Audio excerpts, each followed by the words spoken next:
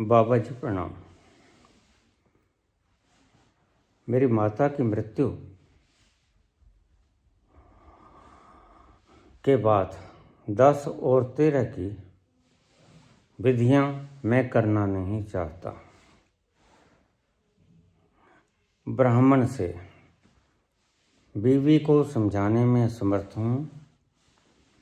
मुझे सिर्फ कर्मकांडी ब्राह्मण से तकलीफ है।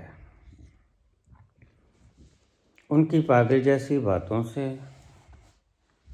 मैं अपने शांत हुआ मन को उनकी कामी, लोभी और मूर्खता भरी दिमागी साजिश वाली बातों से भरना नहीं चाहता।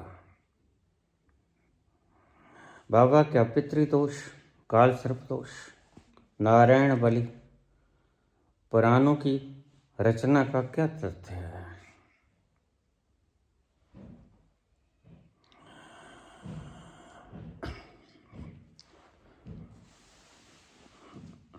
अब मैंने बोलना शुरू कर दिया है पुत्र। कोई ज़्यादा जरूरी हो तो मुझसे प्रसंग के बीच में भी पूछा जा सकता है।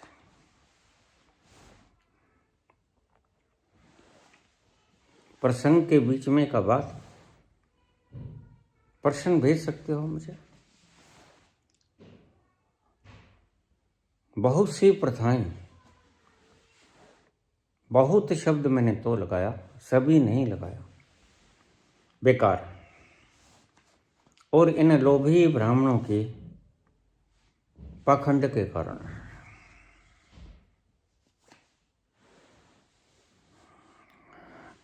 मैं ये भी कह सकता था कि जलेबी को ही फेंक दो, कह सकता था। लेकिन मैं जानता था जलेबी के भीतर रस बड़ा है। अब एक एक करके आपको समझाऊंगा। किसी भी दिमाग के ऊपर बंधन नहीं है कि मेरी बातों को माने। ठीक लगे मानो, नहीं ठीक लगे मत मानो।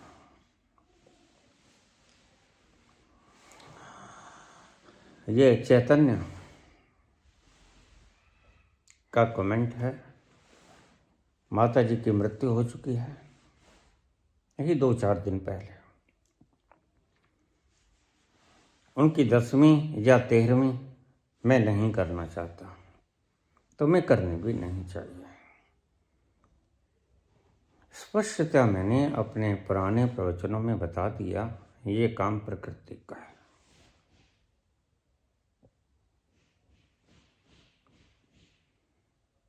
मेरे पास लोग आ जाते हैं, बाबा अच्छा सा मुहूर्त निकाल दो, सर्जरी करवानी बच्चे के लिए। तो मैंने कहा निकाल तो मैं दूंगा, लगन भी वृक्ष निकाल दूंगा। सारे ग्रह जो कृष्ण से मिलते होंगे वो भी निकाल दूंगा। राम से मिलते होंगे तो नहीं निकालूंगा, बेचारा सारी उम्र परेशान रहा। और आखिर में he had to commit suicide। ऐसी रही जिंदगी उसकी। और अकेले राम की नहीं, सीता को भी सुसाइड करना पड़ा। ऐसी जिंदगी तो मत जीना। इसलिए मैं अक्सर जो बच्चा कर्क लगन में पैदा हो जाता है, मैं शंकित हो जाता हूं, कहीं ऐसा ना हो वो ही सारे स्टार राम वाले आ जाएं। मैं ये नहीं चाहता कहता कि राम ने हूं, राम तो होने चाहिए।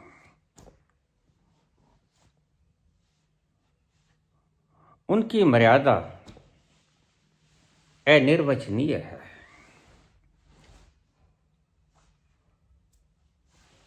लेकिन जिस तरह का दुनिया ने उसे धोखा दिया। पहले सौतेली माता कहकर भाई के प्रेम में उलझा रहा, सौतेली मिता अपने काम कर गई। और देखिए ये लोभी लोग अपनी छोटी सी लाभ के कारण दूसरे का जीवन बर्बाद कर देते हैं। अब भला महारानी कहला गई के गई, यह तो भरत बड़े सियाने थे, तो क्या मिल गया उसको। लेकिन भरत ने कहा, माँ ये आखिरी बार तुझे कह रहा हूं, तूने ये जो दुष्कर्म किया है, तूने मुझसे मेरा पिता समान भगवान समान भाई छीन लिया है। बस मैं तुझे और कोई दंड नहीं दे सकता, और इससे बड़ा दंड हो भी नहीं सकता कि बेटा माँ को माँ ना कहे। मैं जीऊंगा लेकिन तुम मेरे मुख से कभी माते नहीं सुन सकेगी, तू मर जाएगी तड़पती हुई। बस यही तुझे दंड है। सब मिलेगा, महारानियों जैसा आदर मिलेगा, रहन सहन, खाना दाना, मान सत्कार सब मिलेगा, लेकिन मेरी ये जवान तुझे मां नहीं कहेगी। और इससे बड़ा दंड कोई हो भी नहीं सकता। भरत बड़े समझदार थे। तो मेरे पास लोग आ जाते हैं, बाबा कोई निकाल दो मुहूर्त, मैं निकाल देता हूं।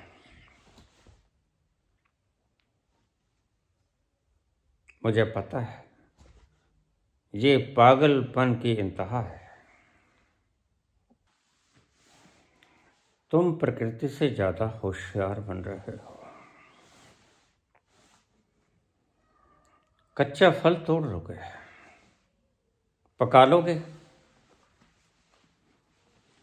कैल्शियम कार्बाइड के द्वारा, लेकिन क्या वो पका हुआ फल उतने ही एलिमेंट दे पाएगा, उतने मिनरल दे पाएगा? बड़ी जल्दबाजी में हो तुम। आज सारी दुनिया दौड़ रही है, निपटा देनी चाहिए, किसी हिसाब से निपटा दें सभी कामों को, वो जीवन हो या मौत हो। प्रकृति के हिसाब से एक बच्चा करीब 40 सप्ताह तक गर्भ में रहता है।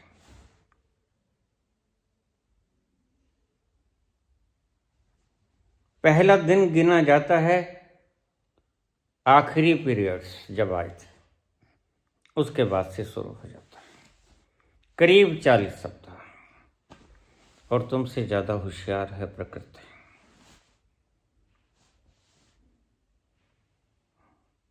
जब बच्चा बिल्कुल परिपूर्ण हो गया, सब कुछ उसका संपूर्ण विकसित हो गया, अब भीतर के अंग तुम तो बना नहीं सकते।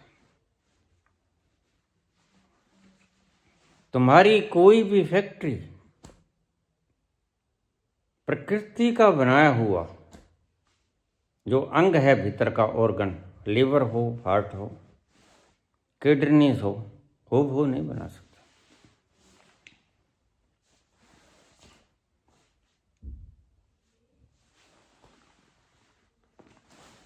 तो तुम प्रकृति से ज्यादा समझदार हो गए। और ये ब्राह्मण, पंडित, मंत्र पढ़ने वाले, संस्कार करने वाले प्रकृति से ज्यादा समझदार अपने आप को दिखाने की चेष्टा करते हैं, है नहीं? जो महामूर्ख होता है यह फेरे करवाने लग जाता है। अब फेरों में जाता क्या है? फेरों में चाहे तुम संस्कृत में गालियां निकालते रहो, किसी को पता तो चलता है। मैं बच्चा हुआ करता था, आपने देखे होंगे वो शंकर की गाथा, शिव पार्वती की शादी का बखान करने वाले लोग। अब सभी तो ऐसे नहीं होते, कोई कोई ठग भी होता है। तो यहाँ माथे पर मोर पंख, हाथ में टली, और उनकी भाषा समझ नहीं आती, लेकिन मैं पकड़ जाता था और बीच बीच में गालियां निकाल देते हैं। जहां गाली निकालनी होती वहां सारे मिलके हो कर देते। भोलेनाथ भंडार भरेंगे, अग्नि मूतनी बंद करेंगे, फो। मैं समझेगा, मैंने कहा बात सुन, ये क्या कहा तुमने?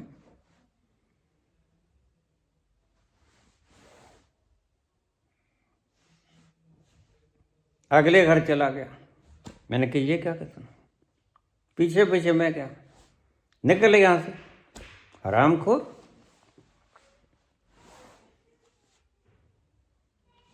तुमने भी देखा होगा, ये ब्राह्मण अगर गाली भी निकाल दें तुम्हें पता चलता है। पूछना किसी ब्राह्मण से, अगर सचमुच वक्रतुंडे महाकाय सूर्यकोटि संप्रभा निर्विघ्नं कुरु मे देव सर्वकार्येषु सर्वदा, तुझे विधवाएं क्यों होते हैं? क्यों एक्सीडेंट हो जाते हैं? क्यों गर्भवती नहीं हो पाती? क्यों गर्भ गिर जाते हैं? क्यों शादियां नाकामयाब हो जाती हैं? कोई कोई तो कुछ महीने के बाद तलाक तक की नौबत आ जाती है, अदालतों में पहुंच जाता है। मेरे शहर में कहीं मेरे पड़ोस में एक ब्राह्मण था, कर्मकांड, अब भी होगा। ये कितना भी टूट फूट जाएं, पागलपन बंद नहीं करेंगे। तो फेरे करा के आता, जो साल भर में मनरेगा वाला व्यक्ति, तुमसे कहता हूं मनरेगा वालों, ध्यान से सुन लेना, तुम्हारे सुनने की बात, जो तुम साल भर में नहीं कमा सकते, हाड़ तोड़ मेहनत करके मुझे 1.5 घंटे की 2 घंटे की गालियां निकाल के संस्कृत में, इन्हें सही पता भी नहीं, संस्कृत आती भी नहीं है। कुछ लोग तो जो संस्कृत नहीं जानते वो टल्ली खड़का के फेरे करवा देते हैं।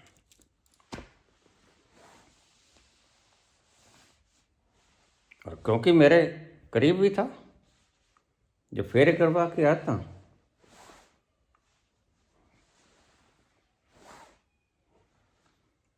तो गुरुजी 50,000 ले आया, फेरे करवाए थे। हमें क्या है, जाति रंडी हो जाए, अब ये तो भावना ही है।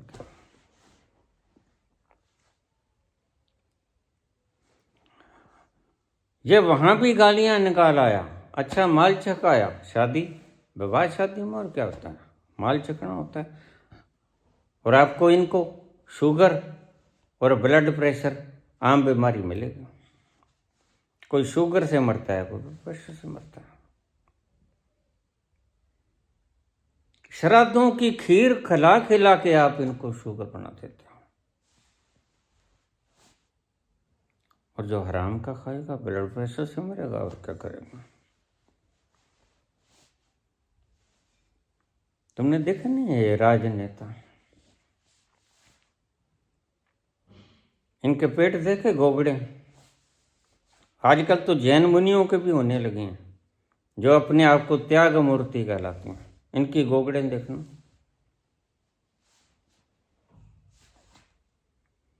प्रकृति से चालाकी करते हो। रब नाल ठगियां क्यों मारे बंदिया,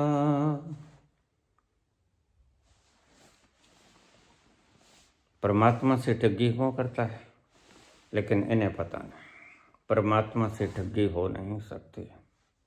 वह बड़ा होशियार है। उसने तुम्हें बनाया है, तुमने उसे नहीं बनाया।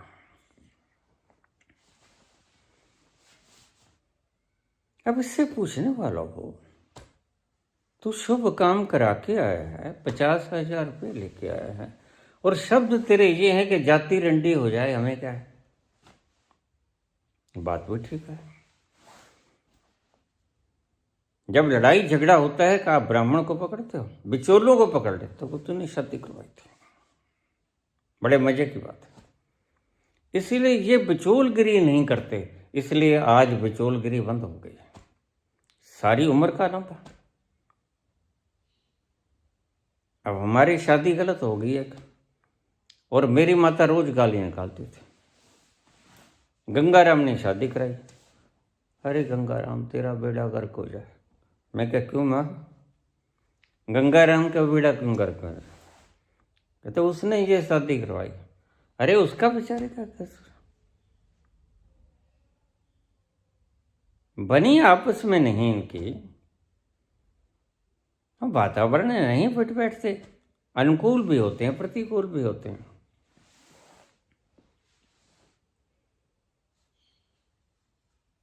तुम बिचौले को पकड़ लेते हो। तुमने कहा था यहां कर दो, लेकिन ब्राह्मणों को नहीं पकड़ते।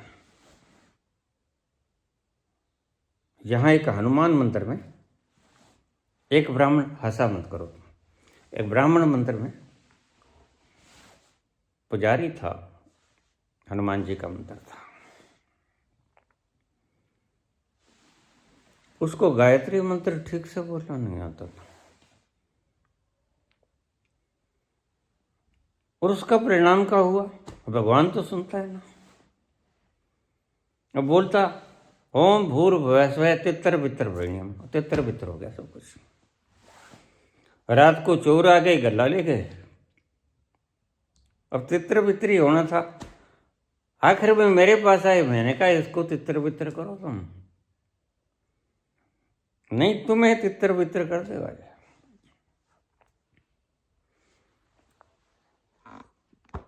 जब तुम कहते हो वक्रतुंड महाकाय, तुम्हें पता है उसमें कितनी शक्ति है।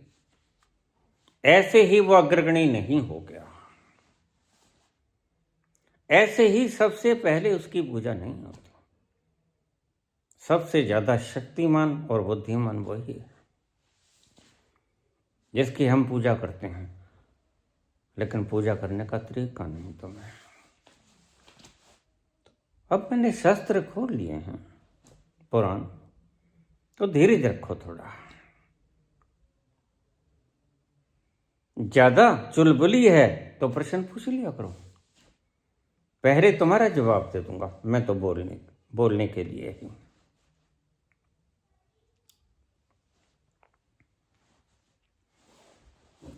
कहा कि 10वां और 13वां मैं नहीं करना चाहता, करना भी नहीं चाहिए। ना मरना तुम्हारे हाथ में था, और ना ही मरने के बाद उस आत्मा की पुनर्स्थापना करना तुम्हारे हाथ में। यह प्रकृति का काम है, मैंने अपने प्रवचनों में बताया। तुम्हें you should not interfere in his action. खुद कर लेगी प्रकृति, तुम्हें उसमें व्यवधान नहीं डालना चाहिए। यह प्रकृति का काम है। प्रकृति तुम्हें गर्भ तब उपलब्ध कराएगी जब तुम अपनी क्लिंगिंगनेस से मुक्त हो जाओगे। अब मैंने कल परसों ही उदाहरण दी थी कि मेरे परदादा एक आना लेकर वो क्लिंग हो गई बात उनको, गर्भ प्रकृति ने दिया नहीं। इसलिए संत कहते हैं लीव द क्लिंगिंगनेस, इन पकड़ों को छोड़ो, तो प्रकृति अपना काम शुद्ध रूप से करेगी। ये मत समझना कि अगर बढ़िया वृक का चंद्रमा हो, कर्क का बृहस्पति हो, शुक्र हो मीन का, राहु केतु हो मिथुन और धनु के, उच्च हो सारे, तो गर्भ को पड़वा दें, बच्चे को निकाल दें, लेकिन याद रखना वो कृष्ण नहीं होगा।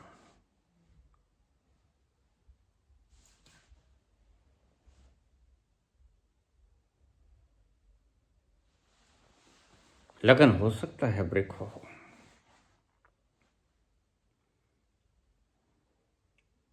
प्रकृति ने ये जो 40 हफ्ते लिए हैं, प्रत्येक की अवधि अलग अलग होती है। किसी जानवर के 6 हफ्ते भी लगते हैं, कम भी लगते हैं, ज़्यादा भी लगते हैं। जब गर्भ पूर्ण हो गया, परिपक्व हो गया, एक क्षण भी प्रकृति नहीं रखती।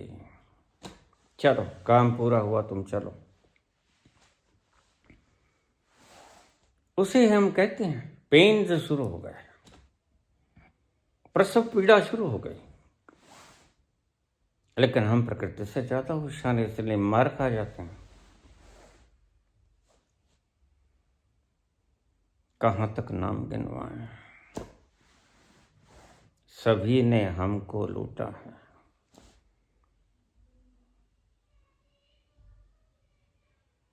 शुद्ध मुहूर्तों के नाम पर पहले तुम लगन बढ़िया निकाल के लेके जाते हो, फिर तुम उपाय बढ़िया पूछते हो, फिर जीवन में हिसाब तो कर्मों से होगा, प्रारब्ध तो तुम्हारे बने हुए हैं।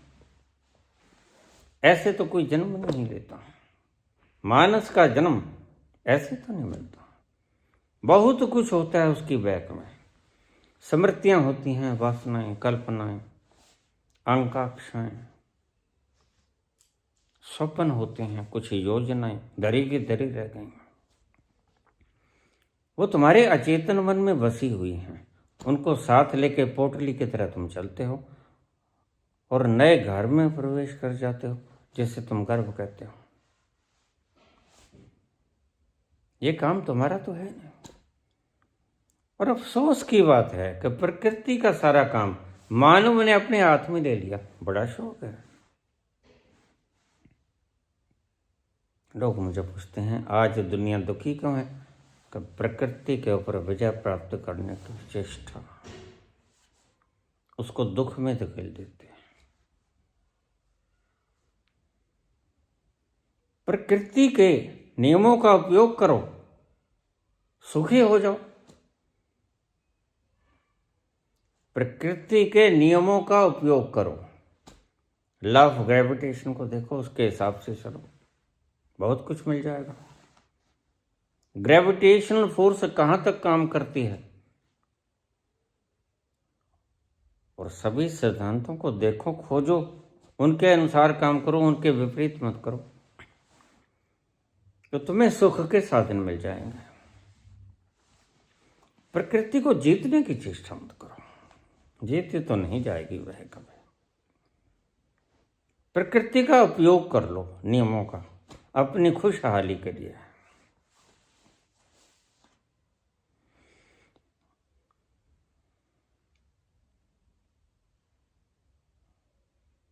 हम जन्म में व्यवधान डालते हैं। निकालो शुभ मुहूर्त। यहां काम क्या आएगा, अग्रे अग्रे ब्राह्मण है, ब्राह्मण के पास जाओ, मुहूर्त निकालो। सर्जन से ज्यादा, गायनेकोलॉजिस्ट से ज्यादा हम तरजीह देते हैं उस मूढ़ ब्राह्मण को जो ठीक से लिखना भी नहीं आता, जिसे टल्ली बजाना जानता है।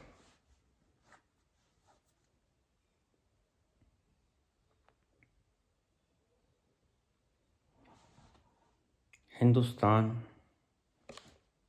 जब तक इन पंडितों से आजाद नहीं होगा,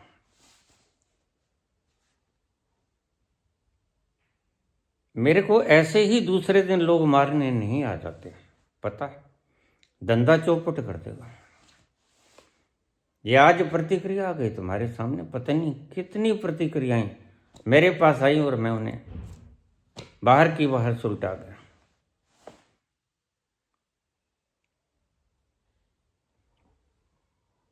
मैं तुम्हें मूढ़ मान्यताओं से मुक्त करना चाहता हूँ। ये मूढ़ मान्यताएं तुम्हें बड़ा दुख देती हैं, बड़ा दर्द देती हैं। इनसे मुक्त हो जाओ, खुशहाल हो जाओ। ये जंजीरें हैं तुम्हारे लिए।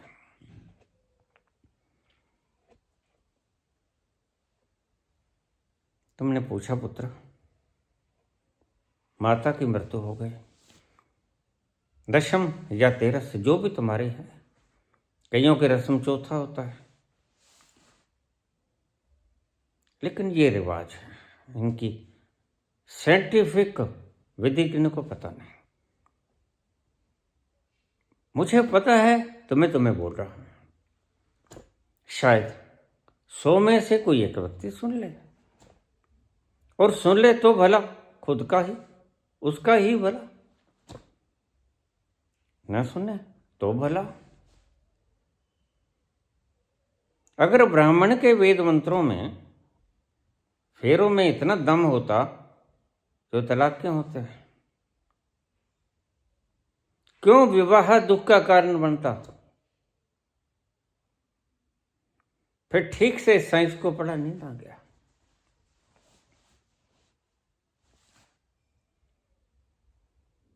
ये कुंडलिनियों का मिलान, होरोस्कोप्स, लहर विज्ञान, सभी चीजों का मिलान, गण मिलाते हैं हम, कितने गुण मिलते हैं, बकूट, योनि, नाड़ी, ये सब कितने मिलते हैं। ये सब एक साइंस से है, आज भी है।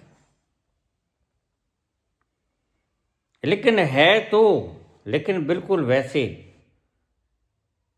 जैसे मोहनजोदड़ो हड़प्पा काल में लिखे गए शिलालेखों के ऊपर की लिपि तुम पढ़ नहीं पाते। फिर ऐसी लिपियों को क्या करें जब तुम पढ़ नहीं सकते? अगर तितर बितर वीणी में ही करना है तो वो तो हो ही जाएगा।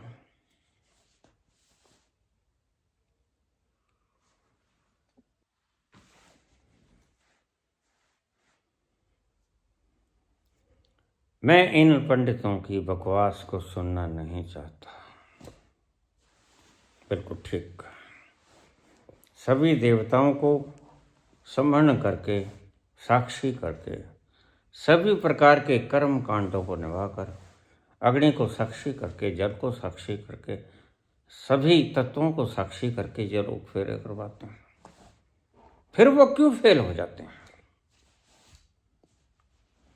इस साइंस को ठीक से पढ़ा नहीं गया।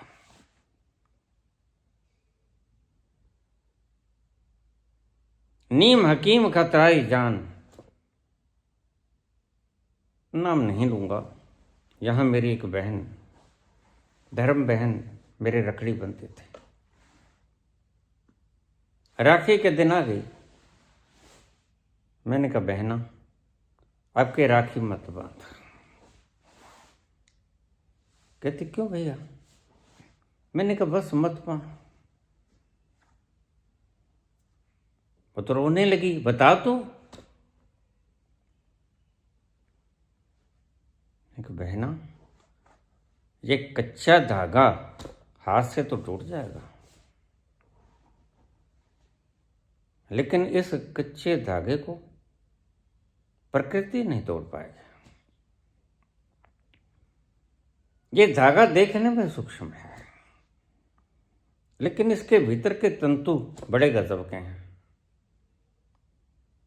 ये एक वचन है मेरा तुम्हें, जो मैं अब के ना निभा पाऊंगा। कहती मतलब? मैंने कहा मतलब ये है कि बस मैं तुम्हारी रक्षा नहीं कर पाऊंगा।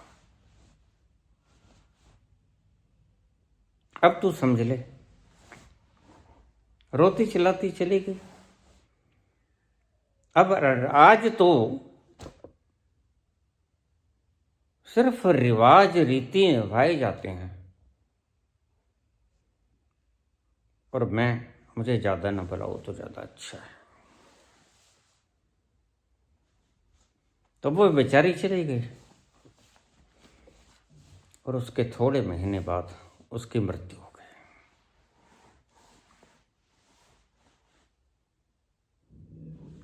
और मुझे पता है मैं प्रकृति से नहीं लड़ सकता, लड़ भी सकता हूं तो लड़ता नहीं, क्योंकि प्रकृति बहुत बली है। प्रकृति से लड़ने का अर्थ उसके विधान से लड़ना है। इसलिए जो जैसे होता है उसको होने देता हूं, स्वीकार करना। यही बाबा नानक ने कहा, जो तुध पावे सोई पलिकार, तू सदा सलामत निरंकार। बस गनीमत इसी में है, तुमने कुछ बनाया नहीं, तुम कुछ बना सकते नहीं। सिर्फ दावा ठोक सकते हो, वो तुमने ठोक दिया। ये घर मेरा, ये परिवार मेरा, ये चमचमाती कार मेरी, ये 10 मंजिला बिल्डिंग मेरी, ये अकूत धन संपत्ति मेरी, ये बलिष्ठ शरीर मेरा, ये पुत्र पोत्रादि मेरे। तुम सिर्फ दावा कर सकते हो, है तुम्हारा कुछ भी नहीं। यहां एक घड़ी जो बाप होता है पुत्र बन जाता है। यहां हुआ है मेरे घर में, मेरा पिता मेरा पुत्र बन के आ गया और मेरा पुत्र मेरा पौत्र बन के आ गया। अब क्या करोगे इसका? बस तुम्हें पता नहीं चलता, आंखों वाले देख लेते हैं।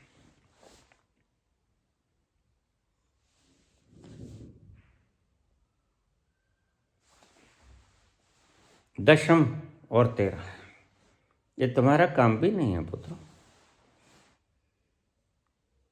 तुम्हें पता नहीं किसकी गति करानी, तुमने आत्मा देखी। तुम कहते हो घर वाले नहीं मानते, तो तुम तो समझदार हो, तो विद्रोह करें? नहीं, प्रेम से समझाओ। नहीं समझे तो ठीक, झगड़ा थोड़े करना है। एक तो जीव घर से चला गया, दूसरा तुम झगड़ा करो। प्रेम से समझाओ, अगर समझ में आता है तो ठीक।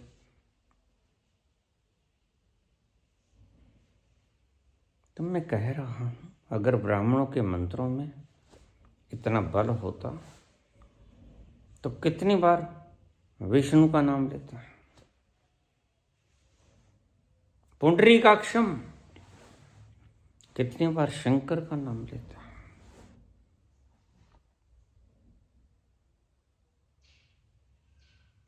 कितनी बार देवी देवताओं का नाम लेते हैं, याद करते हैं। लेकिन याद करना ही गलत है।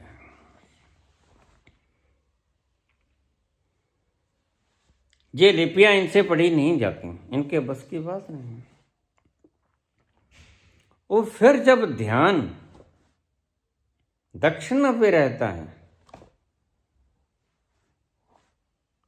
एक ब्राह्मण मेरे पास आया करते थे, कहते बाबा थोड़ी दक्षिणा ज्यादा देखकर मैं समय अवधि बता देता हूं। मैंने कहा क्यों? कहते जितना लंबा खींचूंगा उतना किसी न किसी गपोड़ के नाम के ऊपर, यहां रख दो इतना,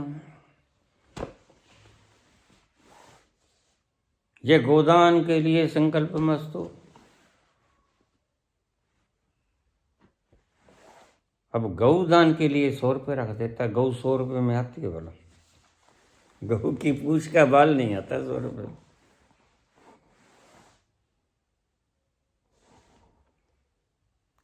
आगे रस्म वो करवा रहा है, आगे तुम रस्म निभा रहे हो। और फिर अगर कोई झगड़ा हो जाए, व्यवस्था तो ये है संविधान में,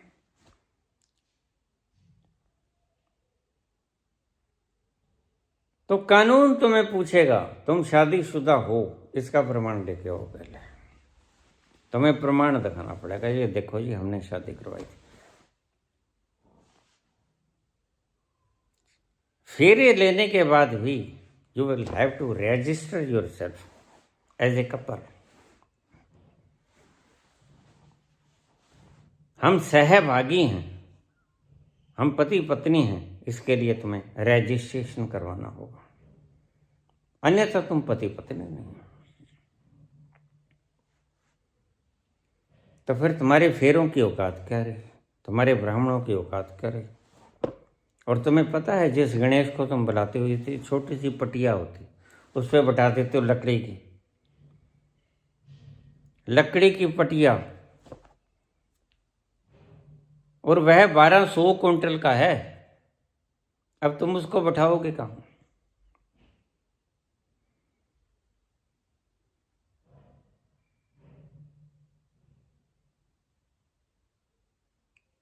तुमने देखा नहीं, जिस शंकर को तुम बुलाते हो, तुम्हें पता नहीं तुम्हारा पंडाल कम पड़ जाता है। तुमने तो छोटी सी पंडाल लगा ली।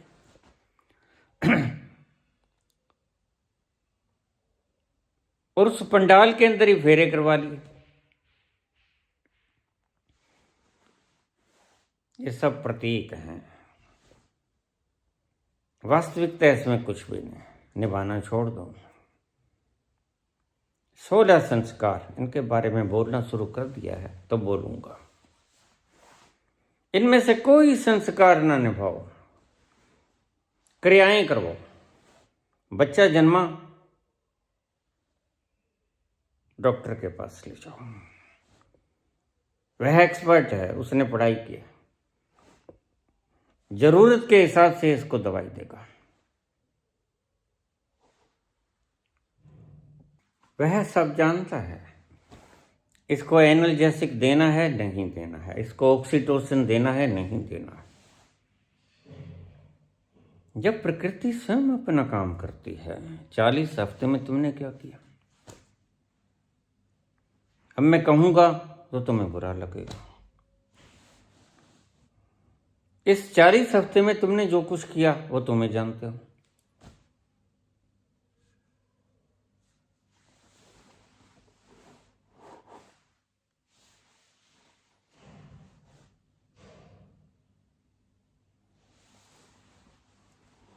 बच्चा हो जाता है, तुम कहते हो ये मेरा है। 40 हफ्ते में तुमने किया क्या? बस एक मजा ही लिया है। इससे ज्यादा ना बोलूं तो अच्छा रहूंगा, मैं भी और आप भी। क्योंकि कमेंट तो मैं करने नहीं देता, आपको पता ही है। बस एक बार कमेंट कर पाओगे, उसके बाद ब्लॉक। इन सड़ी हुई खोपड़ियों को मैं ज्यादा अवसर नहीं दिया करता। मुझे पूछ लेते हैं लोग, बाबा आपकी इतनी सुंदर वाणी, इतने सुंदर गीत, इतना तार्किक, इतना गागर में सागर, लेकिन श्रोता कम क्यों? मैंने कहा वो मेरी इच्छा है। बाबा कहा करते थे जब शुरू किया, कम्यून मत बनाना। कम्यून का मतलब भीड़ मत इकट्ठी करना। मैं गिनती नहीं इकट्ठी करता, मैं मुमुक्षु इकट्ठे करता हूं, जो मेरा काम। जहां मैं थोड़ा सा भी देखता हूं इसने मुमुक्षा खो दी, मैं उसको प्रणाम कर लेता हूं। आप कोई और ढूंढ लो भाई। मुक्त तुमने होना है, मेरी सिरदर्दी नहीं है। इसलिए कम है। और मैं कोई ऐड नहीं लगाता, मैं कोई बड़ा सा पंडाल नहीं, कोई नाव वाली टोपी नहीं पहनता, मैं कोई जुलूस नहीं निकालता अपना, मैं कोई रात को 1:30 बजे लोगों को जगाता नहीं। मेरा उल्लुओं वाला काम थोड़ी है। मैं कहता हूं आराम से सो जाओ, रात सोने के लिए है, मजे से सो जाओ। और जब तुम्हारी नींद पूरी हो जाए उसे ब्रह्म मुहूर्त। वो 2 बजे हो, वो 4 बजे हो, वो 6 बजे हो, 10 बजे हो, कोई बात नहीं। तुम्हारा ब्रह्म मुहूर्त तब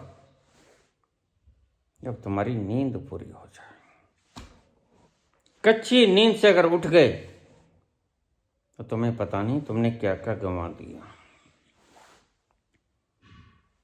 नींद पूरी होने के बाद आंख खुल जाएगी खुद ब खुद, यह प्रकृति का काम है। तुम इसमें भी खुद को झोंक देते हो, अलार्म लगा देते हो, इतने बजे जागना है। क्यों? ब्रह्म मुहूर्त अच्छा होता है 3:40। और मूर्खों ने, मूर्ख कहूंगा यहां मैं, इसका बड़ा गुणगान किया है ब्रह्म मुहूर्त का। अमृत बरसता है। तुमने देखा अमृत बरसता? शुद्ध हवाएं, ऑक्सीजनेटेड माहौल तो हमने भी देखा, लेकिन वो अमृत बरसता हुआ किसने देखा? कोई बरसता नहीं है अमृत। और थोड़ा सा लेट उठ जाओगे तो कोई फर्क नहीं पड़ता। उस जगह चले जाना जहां धूल धमास ना हो। मुझे लोग कह देते हैं क्रिया योग करने बाबा, फिर क्या 3 बजे उठे? नहीं नहीं नहीं, फिर तो तुमने एक की कीमत पर दूसरे को पाने की चेष्टा की। नींद की कीमत पर कुछ भी गवारा नहीं। नींद सबसे पहले, नींद पूरी हो जाए क्रिया योग बाद में।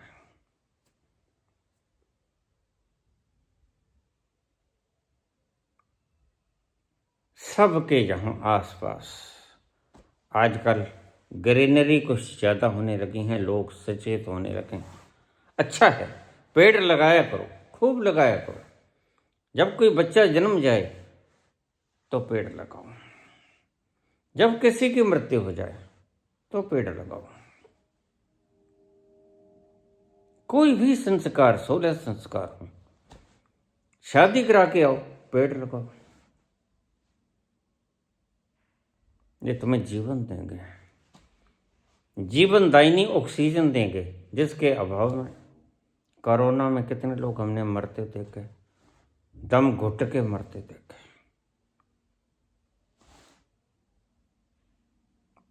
तुम सभी ने देखा होगा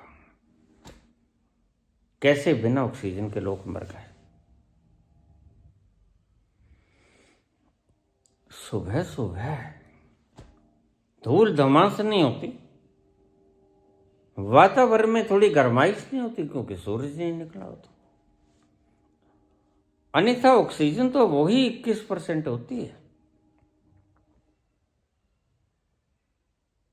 तो घबराना मत, किसी पार्क में चले जाना, सब जगह पार्क होते हैं। कहीं एकांत स्थान में चले जाना, क्रिया योग तो कहीं भी कर लेना जाके। बस इन बातों का ख्याल रखना, नींद की कीमत पे नहीं। वो तो फिर तुम गवाओगे, कमाओगे नहीं। और सब जगह बाग बगीचे होते हैं, सब जगह लोग आज जागरूक हो चुके हैं। वहां चले जाना, ऊंचे ऊंचे श्वास लेना, ऊंचे श्वास लेना, जैसे मैंने समझाया, पेट तक को भर लेना, सारे फेफड़े भर लेना। तुम्हें जितने परमात्मा ने फेफड़े दिए हैं, तुम उनका 1/4 भी प्रयोग नहीं करते, फिर कोई क्या करे? परमात्मा ने इतने फेफड़े तुम्हें इसलिए तो नहीं दिए कि तुम 1/4 ही भरो, सारे भरो। पूरा श्वास लो, जोर से श्वास लो, और ऑक्सीजनेटेड माहौल में श्वास लो, और पेट तक को भर लो। वह थोड़ी सी साइंटिफिक प्रक्रिया है। पेट को क्यों भरना? क्योंकि यहाँ नाभि के पास कुंडलनी शक्ति होती है, उस पर थोड़ी सी चोट लग जाएगी, और ये कुंडलनी चेतना से भरी होती है। तुम्हारे भीतर दया जगेगी, करुणा जगेगी, आनंद जगेगा, और जीवन का पता चलेगा। फिर तुम ये नहीं पूछोगे परमात्मा ने सृष्टि बनाई क्यों। अभी लोग पूछ लेते हैं मुझे, मैं गौर से उनकी तरफ देखता हूँ, समझ गया हूँ। ये जो माथे पर 12:04 हो गए ना, ये बताती हैं कि तुम दुखी हो। अगर सुबह उठ के क्रियायोग किया होता, लंबे लंबे श्वास परमात्मा ने दिए हैं भाई, इसका फायदा क्यों नहीं उठाते? तो फिर ऐसे ही विचार आएंगे, क्यों बनाए? फिर ऐसे विचार नहीं आएंगे अगर तुमने खुल के श्वास लिया, खुल के श्वास छोड़ा। श्वास को छोड़ो, सहस्रार पे चोट पड़ेगी, और ये 2 ही बिंदु हैं जहां चोट पड़नी चाहिए। कुंडलनी, मूलाधार और सहस्रार, टॉप और बॉटम, इन दोनों पर स्ट्राइक करना है हमने, और क्रिया योग से बेहतर ढंग से हो पाएगा। ये बाबा की बताई हुई तकनीक है। मैंने 76 से शुरू किया, 76 से पहले मैं नहीं करता था। 1976 में शंकर मंदिर के भीतर बैठा मैं, मुझे ये बाबा बता के गए थे, ये करो, तुम मुमुक्षु हो, तुम्हारी मुमुक्षा शांत हो जाएगी। तो तुम पूछते हो परमात्मा ने सृष्टि क्यों बनाई, मैं समझता हूं कि तुम पूछते क्यों। तुम मुझसे ये पूछते हो क्यों बनाई, और मैं जानता हूं कि तुम पूछते क्यों हो, क्योंकि तुम दुखी हो। खुश होते तो तुम शुक्राना करते, शिकायत नहीं। ये एक प्रकार की शिकायत है। अगर तुम्हारा रोम रोम खेला होता तो तुम अहोभाव से भर हुए मेरे पास आते हैं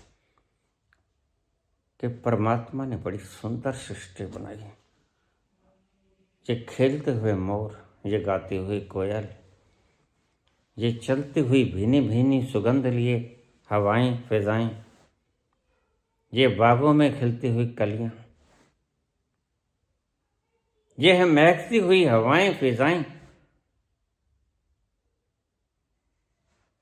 बड़ा सुंदर है। और तुम इनमें से कुछ भी तो नहीं बना सकते।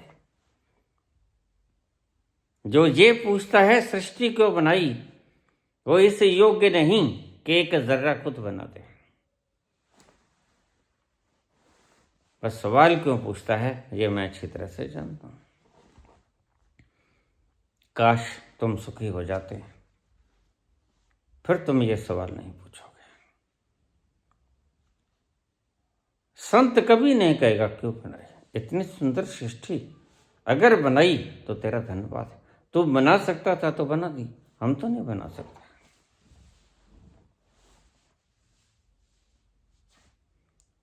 और फिर जिसको नहीं अच्छी लगती भाई, मैं तो अक्सर ही कहता हूं पिछला दरवाजा भी है, हाँ? वहां से निकल सकते हो। परमात्मा ने 2 दरवाजे रखे हैं। नहीं अच्छी लगती तो कौन रोकता है। लेकिन कमाल की बात है, ये कानून तुम्हें मरने भी नहीं देता। मैंने जब पढ़ा कि तुम्हें मरने का अधिकार भी नहीं है, धारा 309 लग जाएगी, मैंने कहा पागल दिमाग है। अरे जीवन मेरा है,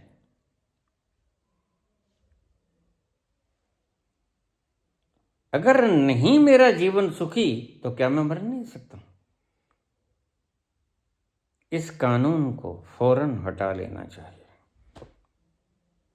यह कानून तुम्हें तुम्हारा मालिक भी होने नहीं देता, इतना भी अधिकार नहीं था।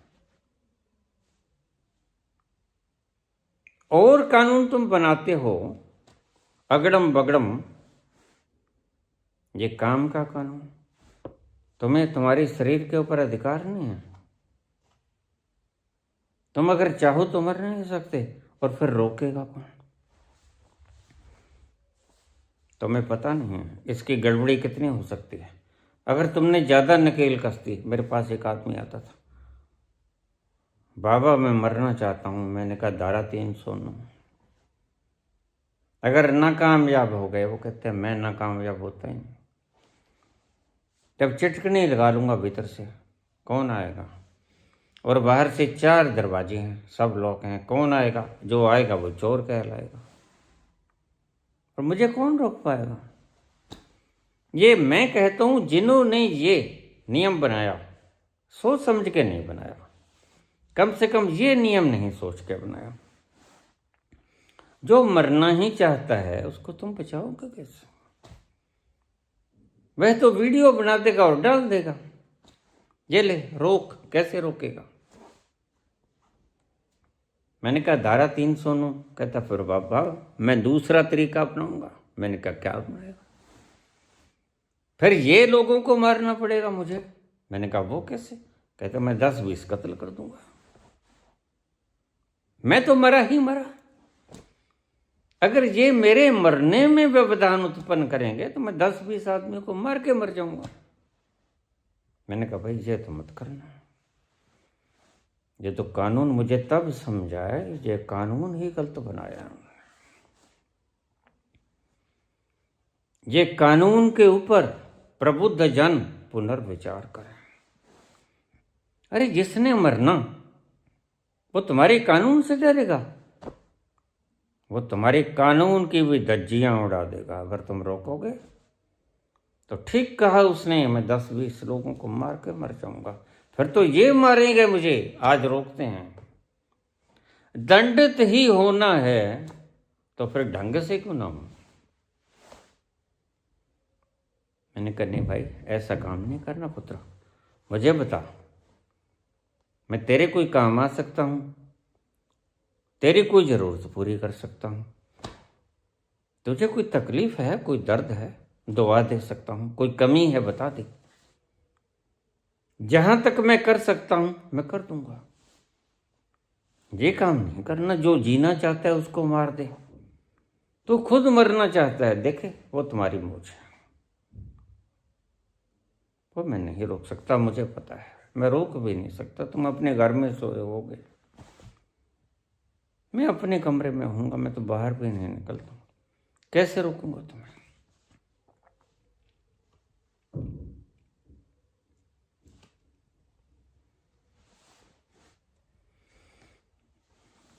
ये पाखंड थे।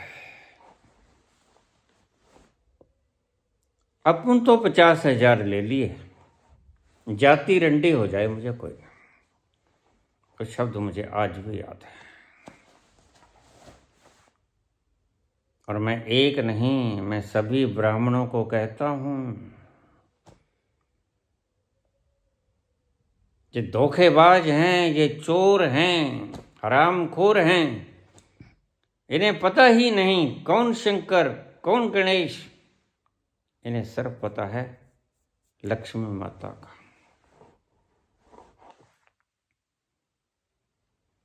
अपन तो 50,000 मिल गया, जाति रंडी हो जाए। फिर तुमने कहा खाक मंत्र पड़े होंगे, तुमने कहा खाक दुआ की होगी भगवान से कि इस जोड़ी को सलामत रखना परमात्मा,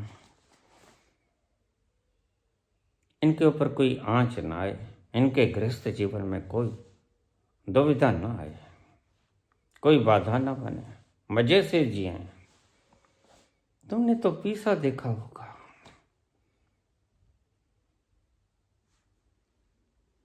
ऐसे ही सभी संस्कार हैं। जब मृत्यु का संस्कार, अब जो चला गया वो तो चला गया। जो कर्म कांड करवाने आए उससे पूछ लेना माता कहाँ है, यही बता दे।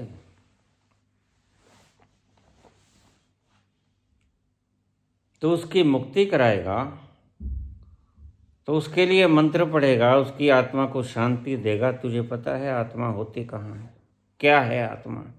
आत्मा का पूरा विज्ञान तू जानता है?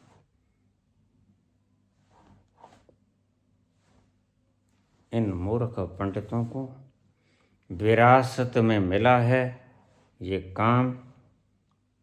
नीम हकीम खतराए जान, ये कुछ नहीं जानते।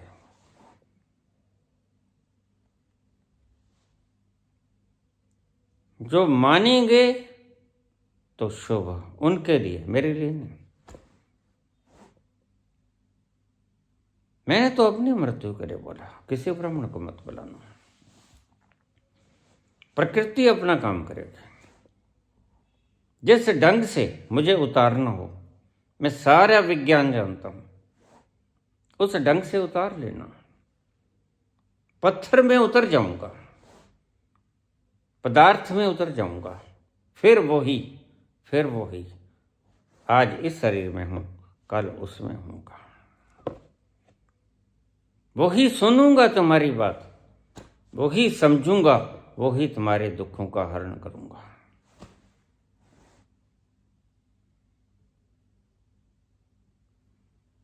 लेकिन तुमने कहा पुत्र कि घर वाली नहीं मानती। देखिए, संस्कार बड़े गहरे हैं। तुम इनकी बात तो छोड़ो, ये तो पंडितों ने अपनी चाल चली है, और मैं भी ब्राह्मण हूं। लेकिन मुझे इस बात का थोड़ा सा गर्व है कि मेरे पिता, दादा, परदादा मुझे ठगी नहीं मारते रहे, किसी ने मंत्र नहीं पढ़े, किसी ने किसी को मुक्त नहीं करवाया, सब ने मेहनत की। मेरे पिताजी हलवाई थे, मिठाई की दुकान थी, सुबह से शाम तक काम करते। 3 बजे उठते सुबह, 11 बजे सोते रात। सभी ने काम किया। दादा खेती करते थे, परदादा खेती करते थे। कारी में हमारी जमीन थी, अभी तो शायद बेच दी होगी इन्होंने। हरियाणा का गांव कारी, वहां 25 किला जमीन, एकड़।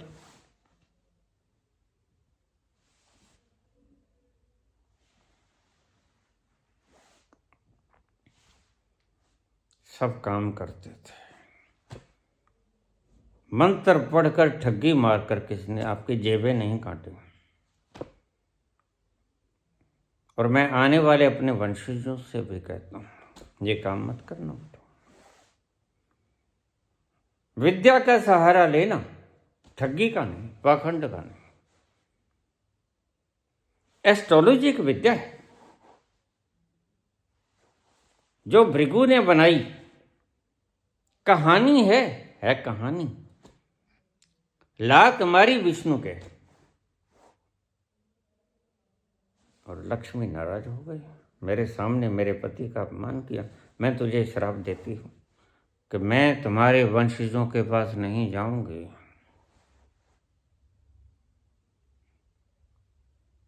देखिए, ये भी आएगा। अब शुरू कर लिया है तो जो बोल पाऊंगा है तो बहुत। 18 तो पुराण है, मुख्य। एक पुराण की, भागवत पुराण की कथा कहने के ये मूर्ख पंडित 50 लाख ले लेते हैं, हेलीकॉप्टर पर उड़ के चले जाते हैं। तुम्हें समझाते हैं कि साथ कुछ नहीं जाएगा। तुम ऐसा मत करो। और फीस लिखी होती है, घर में जाओ जरा, मत बेवकूफ बनो। और अगर बनना है तो बनो, मेरा क्या लोगे। मैं सिर्फ समझा सकता हूं, नहीं समझोगे।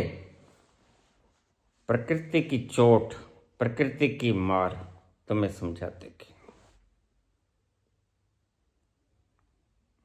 कुछ लोग शब्दों से नहीं समझते, कोड़ों से समझते हैं।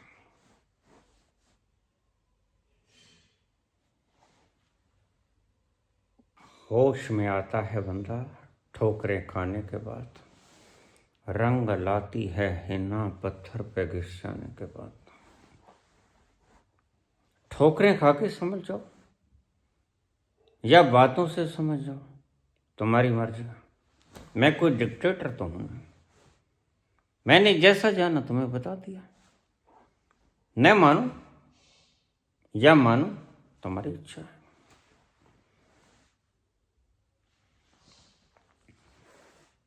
देखिए, ये नया गर्भ दिलाने की जिम्मेदारी पंडित की नहीं होती। ये तो बेचारा अपने पूर्वजों को या अपने आप को नया जन्म नहीं दिला सकता। जब ये मरेगा तुम देखना, जो भी पंडित आएगा, जहां के भी हो, मुझे पता नहीं कहाँ के, बड़ोदरा के हो शायद, हाँ बड़ोदरा के हो,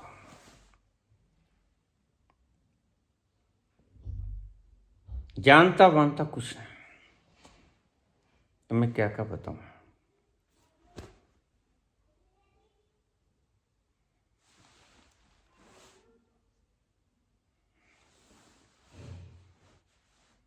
ये सब ठगी ठोरी है। मैं सदा ही बोलता हूं, पापी पेट का सवाल है। लेकिन अगर पापी पेट का सवाल होता तो बहुत कुछ मिल जाता है, पेट भर जाता है, वासनाएं नहीं भरती। वासनाएं दुष्पूर है, और ये वासनाओं को भरने में लग जाते हैं, पहले पेट को भरते हैं। शुरुआत ठीक थी इनकी, जैसे किशोरियां हैं, ये तुम्हारे तथाकथित बाबा हैं, ये टोपी नुमा रोटी नहीं थी इनके पास। पहले पापी पेट का सवाल था, आज वासनाओं को पूरी करने का सवाल है।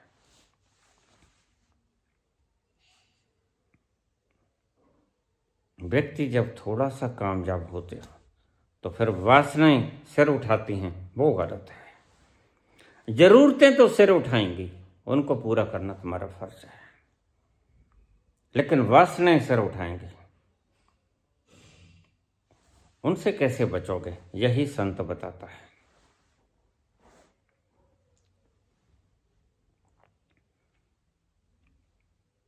और बहुत से लोग पंडित, राजनीति, जब थोड़ा सा कामयाब हो जाते हैं तो ज़रूरतें पूरी होती हैं, तो फिर वासनाएं पूरी करने में लग जाती हैं, जो कि दुष्पूर हैं। वासनाएं कभी पूरी नहीं होती। जो भी ब्राह्मण आएगा, घर में क्लेश क्यों करते हो, करवा लो भाई।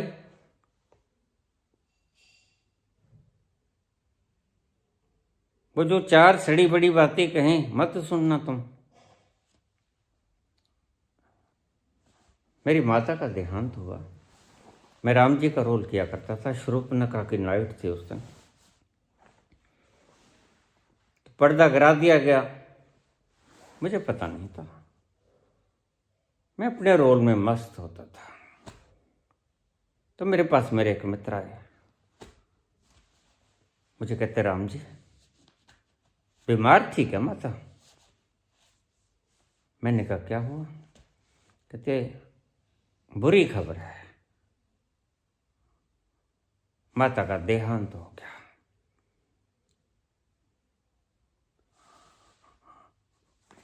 जो मंच के ऊपर थे वो कहते हम पर्दा गिरा दें, घोषणा कर दें। नाइट चल रही थी, मैंने कहा देखो, वृद्ध औरत थी, करीब 100वें साल में चल रही थी, 90 से ऊपर थे। एक दिन तो जाना ही होता है। अब हजारों लोग बैठे नाइट का आनंद ले रहे हैं। मैं अपने स्वार्थ के लिए इनका मजाक किरकिरा नहीं कर सकता। तुम ये बात बाद में कर लेना। हम एक डायलॉग पहले इसको रोक देंगे और फिर आप खबर सुना देना, जनता चली जाएगी। वैसा ही किया, तो चला गया। उसको वापस बुलाने का हमारे पास ना तो तरीका है, और बुलाएं भी क्यों, जर्जर शरीर था, चली गई, नया शरीर मिल जाएगा। हाँ, इसके ऊपर हम काम कर सकते हैं, जो कर सकते हैं वो करेंगे। जिसके करने का कोई फायदा नहीं, उसको हो जाने दो। यह घर है, टूट गया, नए घर में इनको प्रस्थापित कर देंगे। अगर कोई मानता है तो अच्छी बात है। बात ये नहीं कि ब्राह्मण तुमसे कुछ फीस ले जाएंगे, धन ले जाएंगे, वो तो ले जाएंगे। मैं इन किशोरियों से सदा कहता हूँ कि तुम मांग लिया करो, लेकिन ये जो कचरा भर के जाते हैं ना दिमाग में, ये मत दिया करो। ये कचरा इनके चेतन मन में चला जाएगा, तुम तो मूर्ख हो, तुम्हें तो पता नहीं है ना चेतन का, ना अवचेतन का, ना अचेतन का, ना सामूहिक कलेक्टिव अनकॉन्शियस का, ना कलेक्टिव कॉन्शियस का। तुम्हें कुछ पता नहीं, तुम भीतर गई नहीं हो। तो तुम्हें पता नहीं तो तुम लोगों को पागल मत बनाओ। ये इनके भीतर संस्कार जम जाएंगे। जैसे तुमने जन्मों जन्मों से ये संस्कार बना लिया कि मैं शरीर हूं, आज भुगत रहे हो ना। पत्थर से चले थे, मैं शरीर हूं। चेतनता आती गई, थोड़ी थोड़ी आती गई, और आज मानस का शरीर मिल गया। इनमें से तुमने कुछ नहीं किया। एक जर्रा कभी बनाया हो तो बता दो। न तुम बिगाड़ सकते हो, न तुम बना सकते हो। उसकी सृष्टि अबाध गति से चलती रहेगी, चलती रही है। Matter can neither be created nor can be destroyed. उसकी सृष्टि में न कुछ कम हो सकता है, न कुछ ज्यादा हो सकता है। तो बड़ा समझदार है। शेष सियाणपा लख होवे तो एक न चले नार। तुम हजारों सियाण पे कर लो, लाख सियाण पे कर लो, क्या करोगे? बस तुम्हारी मान्यताएं हैं, ये तुम्हें तंग करेंगे। इन मान्यताओं को तुम सही करने के फिराक में, इतना हौसला नहीं तुम में कि इन मान्यताओं को तोड़ दो।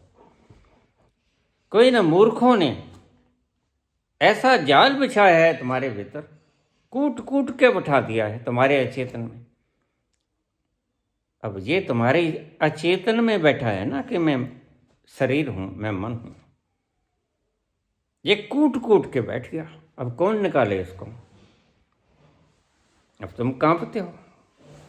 जब गुरु कहता बहनी मेरे ऊपर विश्वास कर लो, तुम भाग जाते हो। तेरे ऊपर क्या विश्वास करो? तू तो कल गुफाओं के अंदर पकड़ा गया था छोरियों के साथ। विश्वास करना बड़ा मुश्किल हो जाता है।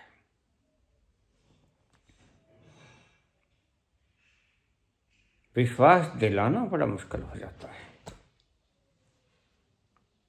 कोई एक सूरमा होता है जो तुम्हारी सभी कसौटियों पे खरा उतर जाता है, या फिर इतना प्यारा होता है कि तुम्हें उसकी कसौटियों पे खरा उतरना पड़ता है। कृष्ण की तरह वह रास भी रचाएगा, वह नगन नहाती हुई युवतियों के वस्त्र भी चुराएगा, वह उसके गुप्त अंगों को भी देखेगा और फिर भी पूजा जाएगा। वह कोई अति प्यारा व्यक्ति होता है।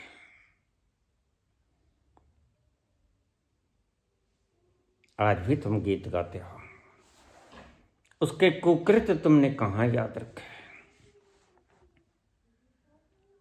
उसके कुकृत्य भी तुमने अलंकारों में डाल दिए। तुम उसको चोर भी कहते हो तो बड़े खुश होते हो। माखन चोर वो नंद किशोर जो, माखन चोर वो नंद किशोर जो, कर गयो मन की चोरी रे, सुध विसरा गयो मोरे, वो काला वो काला एक बांसुरी वाला, कर गयो मन की चोरी रे। तुम उसे चोर कहते हो। वैसे तो अगर गाली निकालो, तुम चोर किसी को कह दो, वो जापट मारेगा तुम्हारे। लेकिन तुम बड़े प्यार से चोर कहते हो उसको, और उसको पूछते हो। है ना कमाल, करामात है ना। तो हम बोलते हैं, सत्य बोलते हैं, हमारा कोई लोभ नहीं है, हमने कोई मंत्र बोल के आपसे दक्षिणा नहीं लेनी है। हम सिर्फ कहते हैं कि इस ब्राह्मण को दक्षिणा दे देना, क्या आप जाओ भाई, तुम्हें दक्षिणा ही चाहिए, जाति रंडी हो जाए, तुम ऐसा मत करो।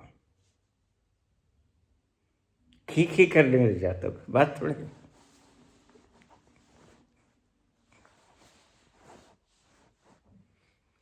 तो इसको जो चाहिए, चारपाई चाहिए, बिस्तरा चाहिए और जो कुछ चाहिए वो दे दे उसको, इसका घर बार चल जाएगा, इसको और कुछ नहीं आता। ये मूर्ख पंडे हैं, इनके बाप दादों ने एक कुछ सिखा दिया, पढ़ाया लिखाया है नहीं। इन्हें पता है लोगों को मूर्ख बनाओ, तुम्हें खाने पीने को मिल जाएगा। पक्का करके गए हैं, पक्का ठूस ठूस के, जैसे तुम आज छोड़ नहीं पाते कि मैं शरीर हूं, वैसे ही ये मान्यताएं तुम्हारे भीतर कूट कूट के बैठाती हैं। तो 16 संस्कार और अंतिम संस्कार ये है, और अग्रे अग्रे ब्राह्मण है, सब संस्कारों को ब्राह्मण कराएगा।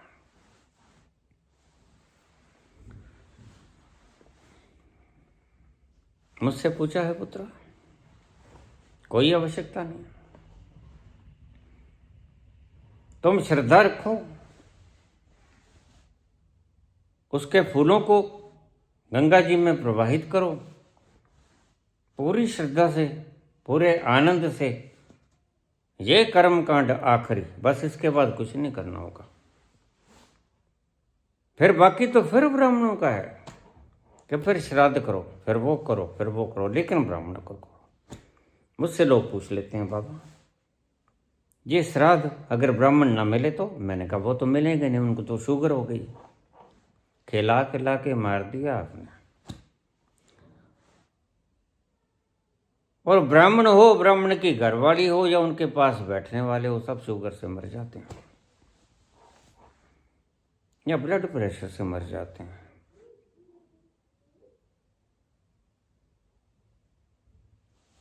दंड भी मिलता है ना, तुम्हें बुद्धू बनाने का, तुम्हें मूर्ख बनाने का। और पहले खोपड़ी इनकी खराब होती है। बहुत से लोग भ्रांति में पड़े पड़े मेरे पास आ जाते हैं, बाबा क्या ये बातें सत्य होती हैं? मैंने कहा तुम तो लोगों को बताते हो सत्य होती हैं। अरे बाबा वो तो हमारा कारोबार है, पापी पेट का सवाल है। लेकिन वैसे अब सत्य तो तुमसे ही पूछेंगे ना। मैंने कहा नहीं, सब गड़बड़ घोटाला है, मत किया करो, बस कारोबार के लिए तुम्हें करना पड़ता है, कर रहा हूं।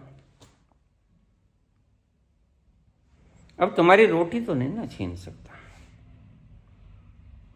इसलिए मैं कहता हूं इनको पैसे टके दे दो, चारपाई वगैरह दे दो, बेच देंगे। इतनी चारपाइयां ने क्या करनी?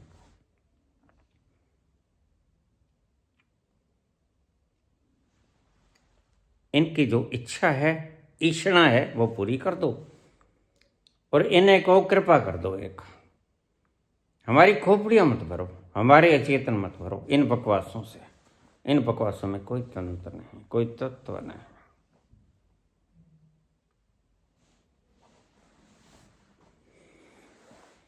फिर अगर कुछ भी ना बने पुत्र, तो फिर जब ये गरुड़ पुराण की कथा सुनाए, मैं बताऊंगा आपको, गरुड़ पुराण पर भी आऊंगा।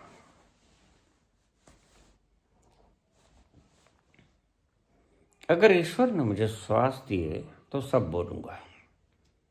5 साल से बोल रहा हूं लगातार, और भी बोलूंगा। और फिर अगर कुछ भी ना हो, मेरी माता मर गई थी, तो यहां पर लोग आते मुझे मिलने, असल में तो मुझे मिलने आते।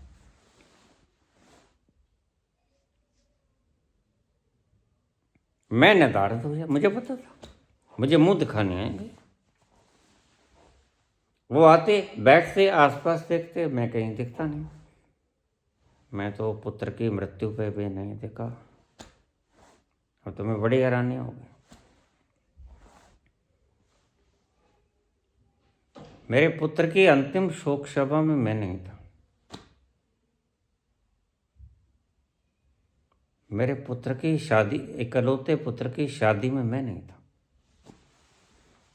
क्योंकि लोग मुझे आएंगे मुंह दिखाने,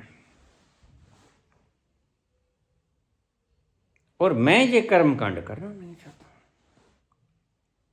मैंने छोटे भाई को कह दिया, क्योंकि वह मानता है इन बातों को, और मैं किसी की श्रद्धा के ऊपर ठेस नहीं पहुंचा था। भाई तुम मानते हो, फेरों को तुम करवा देना,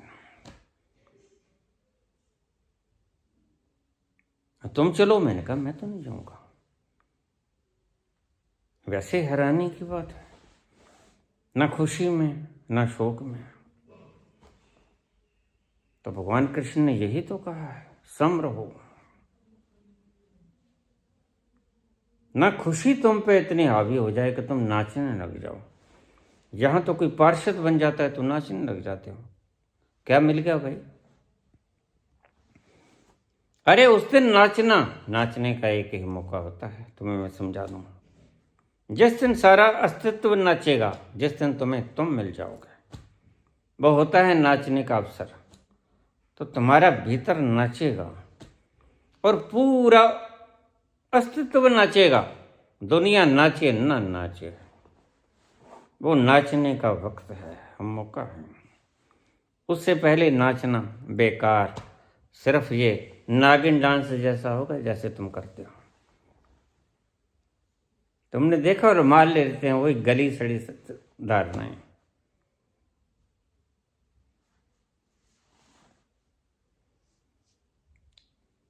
कोई खुशी चेहरे पर नहीं। मैं इन कर्म कांडों को निभाता ही नहीं। मैं जानता हूं व्यर्थ है। काहे सिर खपाना?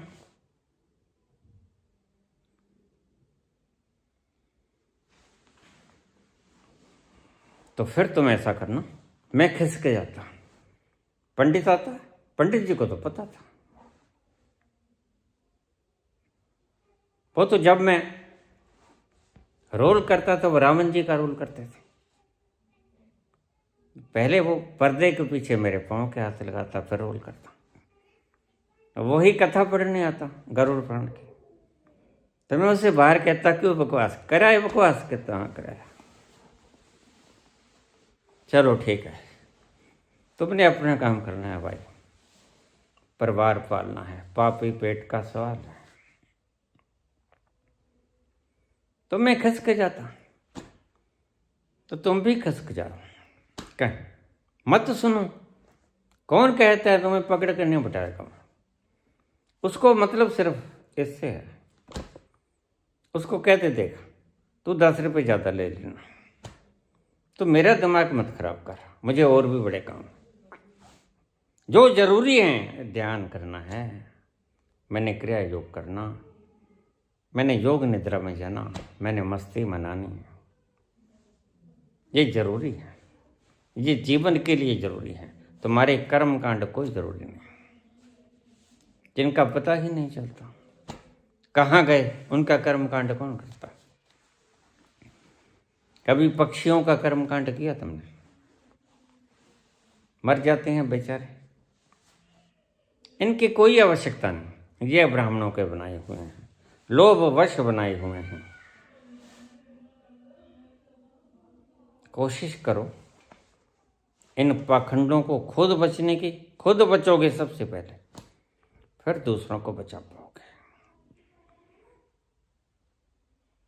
मैंने खुद नकारा पहले। मैं अपने भाई की शादी में नहीं गया, पुत्र की शादी में नहीं गया।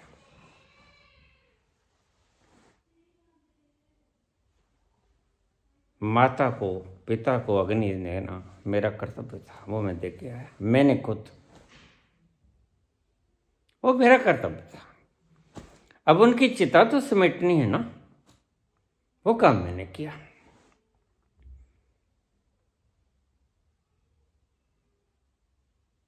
लेकिन वो बकवास नहीं मैंने सुनी जो पंडित सुनाते हैं। तुम भी ऐसा करना, अगर कुछ ना हो तो चुपचाप पंडित बकवास करता रहेगा तो उठ के आ जाना, तुम अपने मजे से बैठ जाना, कहीं कोका कोला पी लेना।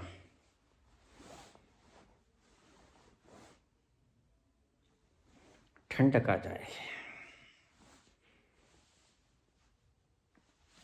पूछा है चैतन्य ने, उसका जवाब मैंने दे दिया, क्योंकि यह भी पुराणों से संबंधित है। तुम भी प्रश्न पूछ सकते हो पुराणों से, सब कुछ पुराणों में गलत नहीं है। अगर सब कुछ गलत होता तो मैं जलेबी को ही गिरा देता। इसमें बड़ा रस भरा हुआ है, जहां रस भरा है वहां भी बताऊंगा तुम्हें।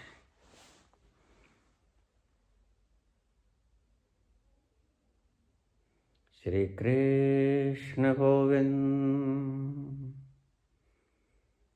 हरे मुरारी, हे नाथ नारायण वासुदेव। श्री कृष्ण गोविंद हरे मुरारी, हे नाथ नारायण वासुदेवा। श्री कृष्ण गोविंद हरे मुरारी, हे नाथ नारायण वासुदेव। पितु मात स्वामी सखा हमारे, हे नाथ नारायण वासुदेवा। पितु मात स्वामी सखा हमारे, हे नारायण वासुदेवा। पितु मात स्वामी सखा हमारे, हे नाथ नारायण वासुदेवा। श्री कृष्ण गोविंद हरे मुरारी, हे नाथ नारायण वासुदेवा। ओम। धन्यवाद।